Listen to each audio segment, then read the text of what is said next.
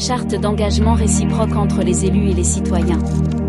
Débattre, s'investir, s'exprimer, participer.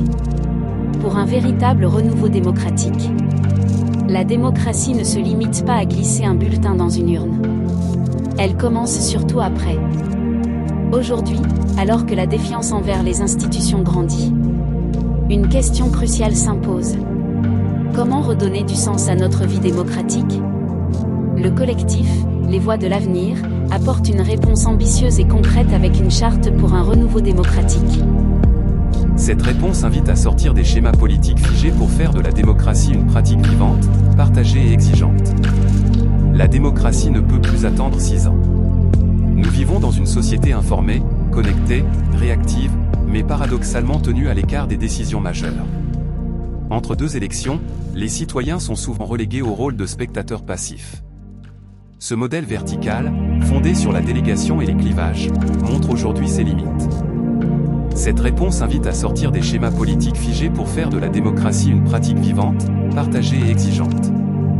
La démocratie ne peut plus attendre 6 ans. Nous vivons dans une société informée, connectée, réactive, mais paradoxalement tenue à l'écart des décisions majeures. Entre 2 élections, les citoyens sont souvent relégués au rôle de spectateurs passifs. Ce modèle vertical, fondé sur la délégation et les clivages, montre aujourd'hui ses limites. Il ne s'agit plus seulement de voter, mais de vivre la démocratie au quotidien, de sortir du face-à-face entre institutions verrouillées et citoyens désabusés. Il faut entrer dans un temps nouveau, celui de l'intelligence collective, de la responsabilité partagée et du dialogue constructif.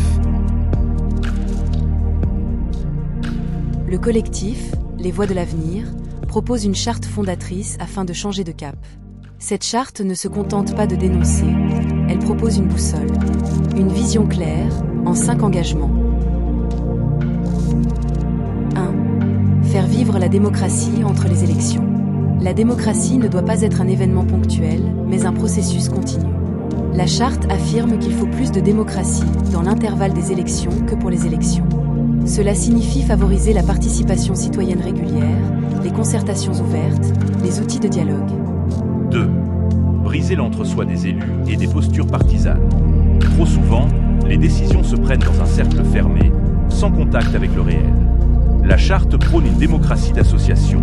Associer les citoyens aux décisions, mobiliser les expertises du terrain, dépasser les jeux politiciens pour se recentrer sur le bien commun. 3. Valoriser la diversité des points de vue. Il ne s'agit pas de lisser les différences, mais de les faire dialoguer.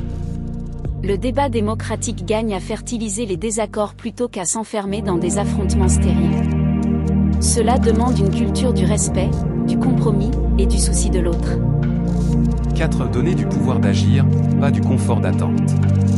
La charte s'oppose à une démocratie providentielle qui déresponsabilise.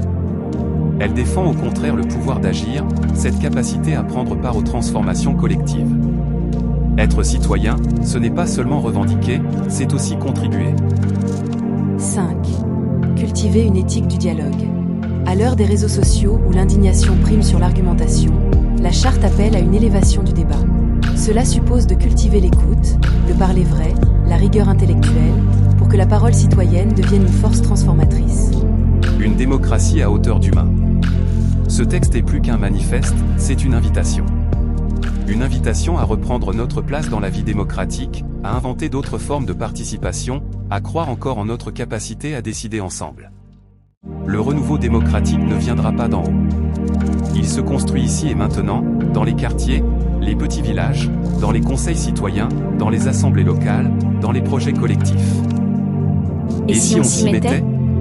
Que vous soyez élus, citoyens engagés ou simplement curieux, prenez le temps de lire cette charte, de la discuter, de la diffuser.